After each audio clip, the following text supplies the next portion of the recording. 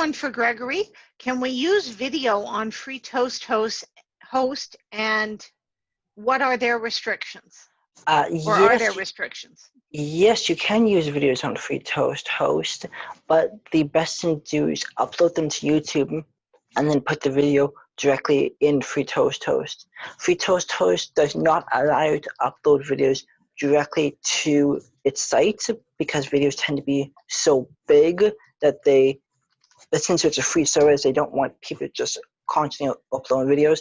So they ask and encourage you to please upload them to YouTube. And then in the YouTube, there's a share, then an embed feature. You can take that embed feature and put that directly into FreeToast host. Again, I'm unsure of the exact specifics of how to do that at this time, but there is documentation on how to do that if you have exact questions. But yeah, just create a YouTube channel for your club, because that way you can easily upload videos. Okay, terrific. And is there information in the Google Drive, Gregory, on setting up a YouTube account for anyone who doesn't know how to do that? Setting up a YouTube account, no, but there is information. If you have a Gmail account, you have a YouTube account. But no, unfortunately, there is not any information on how to exactly create a YouTube channel. There's just information on how to take the videos from YouTube and put them onto FreeToast host. But if you would like that information, you can either Google YouTube how to create a YouTube channel, or I'm sure either myself or Grace would be happy to create some documentation for you. Terrific. We do have another question. Do you have any tips for streamlining and updating social media to save time? All of those platforms, I'm sure, could get very time consuming. Well, as I mentioned before, some of the platforms do give the opportunity for you to create posts ahead of time, which could give you a chance to pick a day where you just sit there, organize it all, and have them to be released over time. So you could pick one day in a month to do that, so you don't have to worry about the next month. But as I mentioned before, always make sure that if anybody's posting a question, to respond to it. So make sure your notifications are set up for that. Okay, here's another one. I don't know if that helps. I think it addresses part of the question. Yeah. Should each VPPR create generic email addresses for the club on email? For example, abcclub@gmail.com. Grace, Yes. why don't I take part of it, and then you can take part of it. Okay. Regarding each of our own presence. I would say if you have a FreeToast host account and you have the website, then you don't need a Gmail address, because FreeToast host provides email addresses for each individual executive team. However, you may still want to create a generic Gmail address for your club, depending on how you want to do it. With FreeToast host, what it does is the email address is say contact dash then the club number, that email would then be auto forwarded to certain executive teams, to certain executive team members. So if you can't go in and update your FreeToast host site, then you can't change who the emails get forwarded to. But I'm sure Grace can talk about if that is better, what's better for social media. Well, I would suggest you have a main email address for your social media. So that have your FreeToast host, because we still use our FreeToast host where people contact us that way. But we also have a main email address, which works well because all the information is going to one location, and you don't always have to worry about updating what contact information is for your club when things change around every year with the different executives. And it also is a good place to keep all your information in one place. For instance, if you're accepting e-transfers for your club, it is always good to keep a running record, and you could do that by having one main central email address to do that. And it's always great to give your PR, your membership, and the president access to that. So you have a generic password that they all have that they could use. So even if they wanted to reach out to people, it is under the banner of, say, like for instance, for my club, we use Toastmasters with the intrepid@gmail.com. So all the questions and answers go there. And since we have 3 people that have access to it, there's always someone there to answer right back within 24 hours. So no one's left hanging for a long amount of time.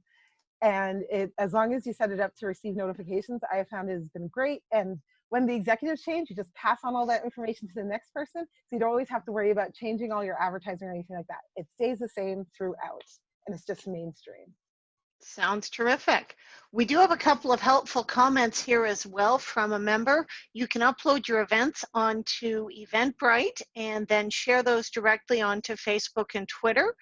And that is certainly something available as well. Eventbrite does offer a free platform. Yes, that is also true. That is a great way to advertise because you're using both platforms and all in one go. That's it. I don't see any more questions right now. Do we have any more questions at this stage or comments?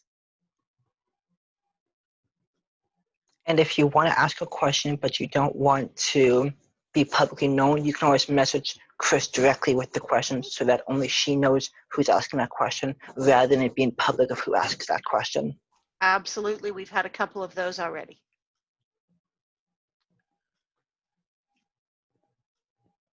Okay. Any suggestions on online special events that could be run?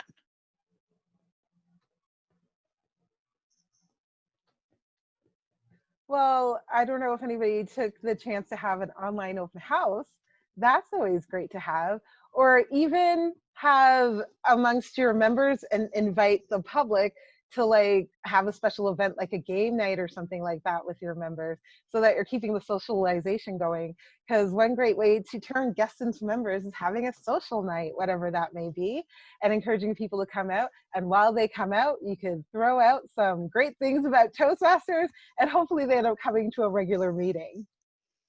Well, one suggestion I also have is I've seen many clubs around the world do a backwards meeting. So they start with the conclusion and then they end at the introduction. So that may be something, if you want to do something special online, that may be something that some clubs could do. It's a little difficult because guests go, why are you starting with the conclusion? But as long as you explain at the beginning what's going on, then most people tend to find it funny and a good time. We've got a couple more comments here. One is that we did an online open house. It was a great meeting, but hard to get guests, and ideas on that would be welcome. I would ask, what platforms are you advertising on? Yeah, I would say promote, because I'm just going to use Ajax Picker and Toastmasters as an example. We've had regular club meetings, and we've had people from Taiwan come. But that's just because we were normally advertised on a club, like we were advertised on a normal club. We weren't doing anything special, maybe except saying that we were online. So that may be some way to say, hey, we are actually online now, not just in person, to be able to get some more people. And you may want to consider doing something special for your open house. Don't just do an open house. Say why you're doing an open house. What are you going to be doing differently? Are you going to have more time for table topics? What are you going to be doing?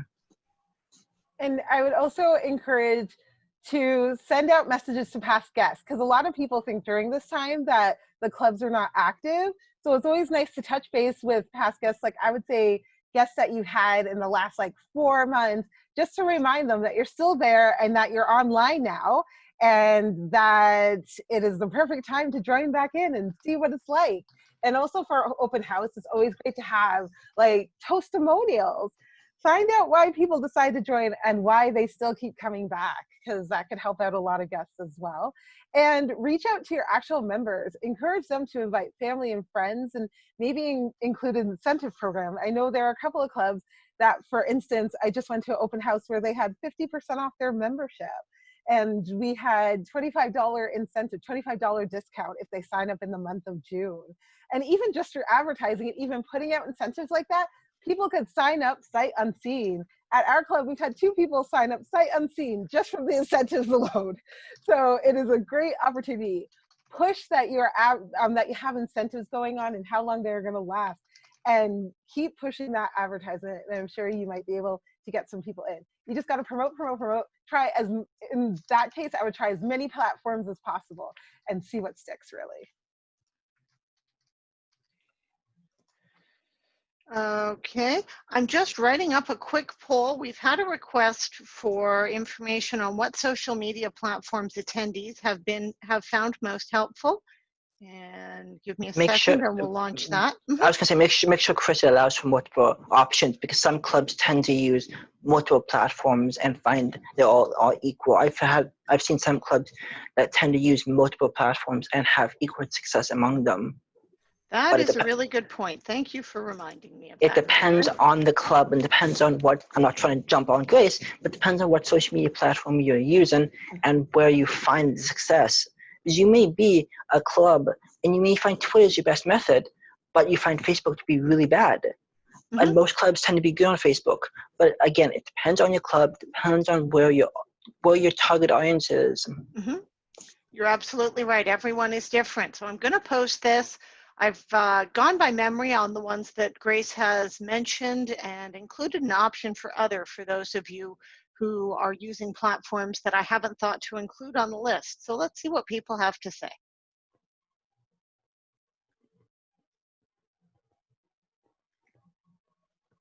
Is the question just for Toastmasters, or is it for in general? I would say let's go Toastmaster specific at this point, because what works well for another venue might be different. For example, for a business, what one is sharing could be totally unrelated or targeted to a different audience. And again, it doesn't matter really what platform you're using. You could be a corporate club and find LinkedIn is your best method, but then the next corporate club could find Facebook is the better method. Depends on your club. That's exactly it. We've got 10 voted so far. Let's get those other 11 people voting. And while we're doing that, I see a question coming, Chris, that you may have not caught. Question is there an effective way to limit a virtual event locally? Yes, I didn't see that one. Grace, did you want to answer that, or shall I pick up on that? We can both answer if you want to go first. Okay. Depends on what virtual meeting platform you are using. I'm not going to mention who this name is, but it depends on what platform you're using. In Zoom, if you set up a meeting, you could schedule of how many people are allowed in at that time, but you also may not want to do that, because then you can allow guests to come in. Yeah, I would say one way that you could keep it to local is not post your actual link to the event publicly. So then they have to go through, say, your PR or membership or who's ever looking after your emails to get the information. And so if you wanted to keep it local, maybe for that particular meeting or event, you could recommend that the person attend another one of your meetings outside of that one. That's one way that you could do it, because one way you could avoid, like, say, people bombing your event or anything like that is not publicly posting the actual link, actually receiving all the invites and then sending it out to the particular people. Regarding Zoom bombing, actually, if people have not checked our district webpage, there is on our division webpage, there is actually a bunch of documents that either Grace have created or many people have found on best practices for virtual meetings. And one of them that I happened to find was on preventing Zoom bombing, which is very popular nowadays. But there is I think it's a 30-page Google Doc on how to prevent Zoom bombing. So you may want to read over that, and that may have some best practices and tips and tricks for limiting meetings or making sure that people don't do things like Zoom bombing. All right, and we've got some results. There we go. Facebook looks like a clear winner, but we've got a lot of people doing well on Meetup as well, with the other platforms less popular and apparently producing less results. I'm interested in what people have selected as other. If you are doing something that's other and it's not listed, feel free to post it in the chat, because some people may go, okay, that's really good, we should try that. And again, We have Most of one these person who said other. Okay. If that person doesn't want to post publicly, go ahead, don't post. But then it allows, okay. So yes, so the person who selected other said it's because of a corporate club. Yes, that's a great example. And I did not mention, if you're a corporate club, you have your intranet. For those of you who aren't part of a corporate club, an intranet is an internet that's only accessible at the workplace, which tend to be used in many big workplaces. So that's something that can be really used to promote your club. But again, you have to talk to those who are in charge in order to get a page or get set up on them. But it is a very effective way if you're a core club and want people that are only only available to come to that location. All right, we should be winding down now. It's 11:27. Do we have any final questions or comments? We're going to look to wrap this up by 11:30. And again, if you're too afraid to post questions or you have something that's very particular for your club, then don't be afraid to email myself or Grace, or really, and then we may be able to help you or point you in the right direction.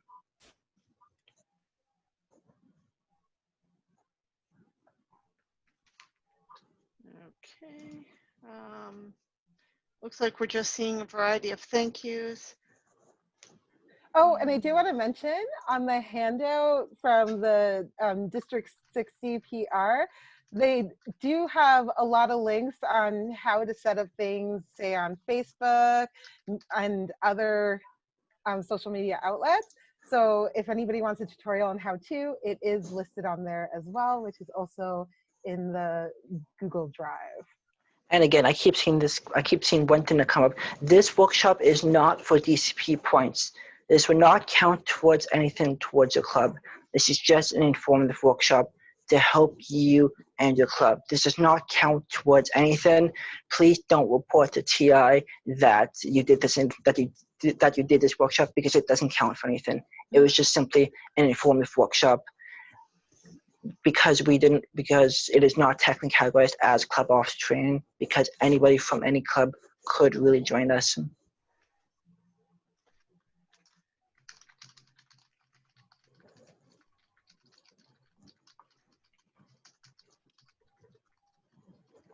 Grace, could you please put your PowerPoint in the Google Drive so people can get access to that if people want? Okay, yes, definitely. I'll do that after. Yeah, so later today you can all go into the Google Drive link that has been posted or that you should have gotten through Eventbrite, that will have my workshop, will have Grace's workshop, and will have other points on how to make a better club, website and club social media.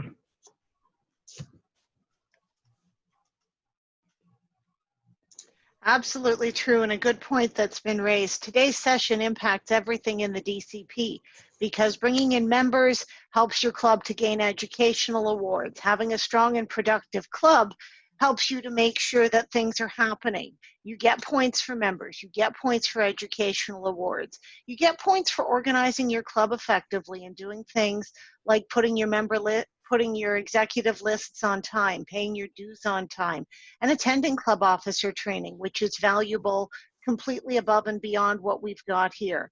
So it's terrific that everyone has been here today. Thank you for all the great comments and for your participation, and especially to Gregory and Grace for the work that they've put into their presentations, as well as the supporting documentation that they have in the Google Drive. There's also information on the Division E page, mostly put there by Gregory, who has been terrific at maintaining that for me this year. Hey, come on, Chris. You're the division director, not me. I'm just helping out. Gregory, I could not have made that webpage look halfway decent without you. Grace, we could not have been promoting clubs as effectively this year without you. Thank you both for an amazing year, and thank you all for being here today. We're going to wrap things up now. Have a wonderful Saturday.